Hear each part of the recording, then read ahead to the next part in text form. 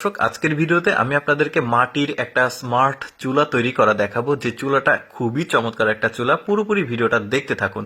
শুরুতেই দেখতে পাচ্ছেন একজন ব্যক্তি মাটির গুঁড়ো নিয়ে এসে সুন্দরভাবে এটাকে পানি দিয়ে কাদা তৈরি করেছে। তারপর একটা রঙের কৌটা নিয়েছে। এই কৌটার ঠিক চারপাশে সুন্দরভাবে ওই কাদাগুলো দিয়ে একটা ফ্রেম তৈরি করছে, একটা স্কোয়ার মাপ করবে এটা আসলে। তো দেখি আমরা আসলে পুরোপুরি আসলে দেখলে বুঝতে পারবো কিভাবে তৈরি করছে। তারপরে ওই রঙের কৌটাটা কিন্তু ওখান থেকে তুলে ফেলা হয়েছে। তারপরে যেটা করা হবে, চারদিক দিয়ে যেহেতু স্কোয়ার মাপটা হবে, অপ্রয়োজনীয় যে কাদা আছে সেই কাদাটাকে তুলে ফেলা হয়েছে।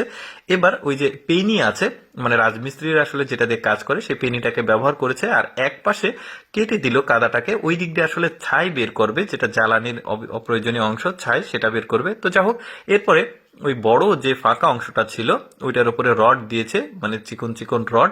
তার উপরে কিন্তু আবার ওই রঙের কৌটাটা দেওয়া হয়েছে। এবার ভাঁজ করা রড গুলো দেওয়া হচ্ছে। এইটা হবে মূল ছিদ্রটা, যেদিক দিয়ে আসলে জ্বালানি বা লাকড়ি আপনারা যেটাই বলেন সেটা দেওয়ার জন্য। এবার ওই বাঁকা রডটার উপরে সুন্দরভাবে ওই মাটিগুলো দিয়ে, মানে কাদাগুলো দিয়ে এটাকে মানে একটা স্কোয়ার শেপ করে নিয়ে আসা হচ্ছে। দেখতে পাচ্ছেন বড় যে ছিদ্রটা, এই দিক দিয়ে লাকড়ি বা জ্বালানি দেওয়া হবে, আর ছোট যে ছিদ্রটা রয়েছে এই ছিদ্রটা দিয়ে আসলে ছাই বের করা হবে যখন পরিপূর্ণ হয়ে যাবে ছাইটা। তো এরপরে দেখতে পাচ্ছেন একটা মানে স্টিলের একটা রড ব্যবহার করছে জিনিসটাকে আসলে মানে খুব সুন্দরভাবে প্লেন করার জন্য, মাপটা ঠিক রাখার জন্য, যাতে চারিদিকে আসলে সমান হয়। তো দেখতে পাচ্ছেন চারপাশে সুন্দরভাবে উনি আসলে মাটিগুলো ওই পেনি দিয়ে কেটে নিচ্ছে, যাতে জিনিসটা দেখতে অনেক চমৎকার লাগে। মোটামুটি 70% আসলে কাজটা হয়ে গেছে। এই যে রঙের কৌটাটা দেওয়া হয়েছে, এখন রঙের কৌটাটা তুলে নিল। ছিদ্রটাও বেশ বড়সড় হয়ে গেছে, দেখতেও খুব চমৎকার লাগছে। এই যে দেখতে পাচ্ছেন ভেতরের অংশটা কিভাবে তৈরি করেছে। আসলে আমি বর্ণনা দিয়ে বোঝাতে গেলে অনেকেও বুঝবে না, বাট আমি কতটুকু বোঝাতে পারছি সেটা তো আমি বুঝতে পারছি না।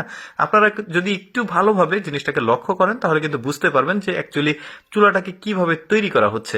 এই যে দেখতে পাচ্ছেন মোটামুটি চুলাটাকে কমপ্লিট হয়ে গেছে। এখন চুলাটা শুকানোর পর এই যে দেখতে পাচ্ছেন জ্বালানিটা দেওয়া হচ্ছে, কাঠ, তারপরে আগুনটা দেওয়া হচ্ছে।